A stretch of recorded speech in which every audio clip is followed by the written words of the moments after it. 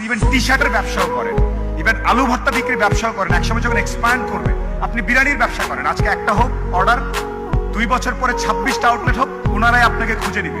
ছেলেটা শুনলাম 26টা আউটলেট বানাইছে, বিরিয়ানির কাহিনী কি?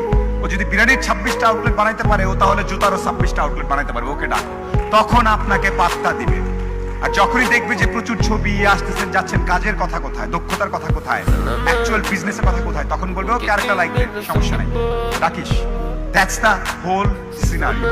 নাও কামিং ব্যাক, সিস্টেমকে ব্লেম করাটা খুব সহজ। আমাদের দেশে প্রথম কথা, এই এটা করে নাই, ওটা করে নাই। Trust me, the system is trying hard. Are they acing it? Are they 100% no? কেউই 100% না। ফিনল্যান্ড পৃথিবীর সবচেয়ে সুখী দেশ, ওখানেও 100% না। বা আমার সুখী না, শিক্ষা ব্যবস্থা নেই, ওদের শিক্ষা ব্যবস্থা পৃথিবীর 1 নম্বর। সো কেউই 100% না, but hour system is trying. আপনি যদি ডিজিটাল ল্যাবে না যান, আপনি যদি এটুআইতে না যান, আইসিটি ডিভিশন কি করছে না জানেন, সেটা আপনার উপর।